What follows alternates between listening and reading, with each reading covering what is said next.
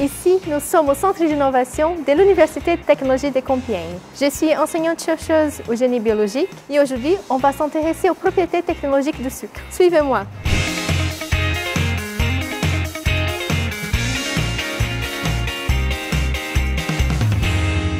Je vous propose d'aller à la rencontre des 3 étudiants en 5e année de génie biologique qui vont faire quelques expériences au laboratoire et démontrer pourquoi le sucre est un incontournable de la pâtisserie.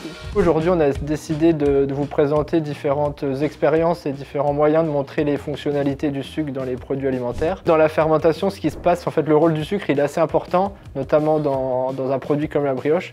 Et en fait, la levure va s'en servir un peu comme aliment pour elle, pour le découper à l'aide des enzymes qu'elle possède en des molécules simples qui servent ensuite à être métabolisées notamment en CO2 pour permettre la pousse de la pâte et en d'autres molécules pour tout ce qui est aromatique, etc. Et quand on ne met pas de sucre, le processus peut quand même avoir lieu. On a l'exemple du pain où ça marche sans sucre. Mais en fait, c'est plus long déjà d'une part parce que le sucre va accélérer vu que c'est un nutriment qui est directement accessible. Et c'est aussi au niveau goût, texture, etc. que le sucre va avoir un impact dans la texture alvéolée et la mie qui est assez filante de la brioche. On connaît tous la couleur dorée et caramélisée de la brioche. Cette couleur elle est due en fait à une réaction qui s'appelle la réaction de Maillard et qui est une réaction entre le sucre et les acides aminés des protéines. Le colorimètre c'est un outil très important pour nous parce qu'il va nous permettre de caractériser la belle couleur brune de nos brioches et de montrer le rôle qu'a le sucre dans la coloration. Le deuxième produit qu'on a décidé de tester pour montrer les propriétés intéressantes du sucre d'un point de vue technologique, c'est la confiture. Et dans ce produit, on arrive à montrer que le sucre a un réel rôle de conservateur. Et ce rôle de conservateur, il est dû au fait que le sucre, il va venir un peu, entre guillemets, absorber l'eau via un effet osmotique. Il va se lier à cette eau et du coup réduire la part d'eau disponible pour les micro-organismes dans la confiture. Et donc moins il y a d'eau disponible, moins les micro-organismes peuvent se développer. Et ça, on arrive à le mesurer avec l'activité de l'eau qui nous permet de voir la fraction d'eau libre et d'eau disponible dans le produit. Comme on le voit ici sur la frise, la mesure de l'AWL se fait via un appareil qui va nous donner une valeur qui est entre 0 et 1.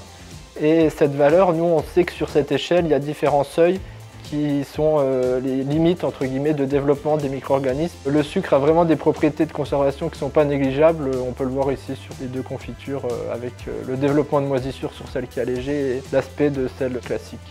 En ce qui concerne maintenant la gélification, on a fait 2 confitures. Une avec du sucre, avec la quantité normale de sucre, et une allégée en sucre, donc avec beaucoup moins de sucre. Donc là on voit bien que si on diminue les quantités de sucre, on n'a plus du tout de gélification, et du coup le sucre a vraiment un rôle essentiel dans cette gélification.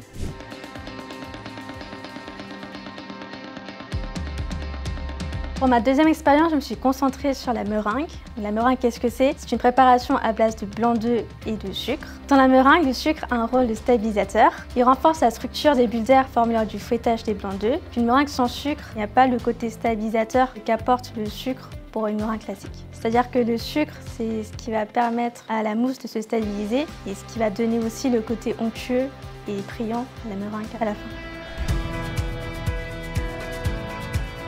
Donc la caramélisation, quand on parle de changement de couleur, c'est la propriété qui revient en premier. Donc en fait, le sucre, quand il est soumis à de hautes températures, au-delà de 160 degrés, il va être transformé en 2 types de molécules, des grosses molécules qui vont donner la couleur dorée du caramel, et des petites molécules qui vont donner, elles, les arômes. Ça va former donc du caramel et on peut avoir cette réaction qu'avec les molécules du sucre. Donc forcément, si on essaye de faire du caramel avec un édulcorant, donc là, ici avec du maltitol, on n'a pas de caramel, ce n'est pas possible.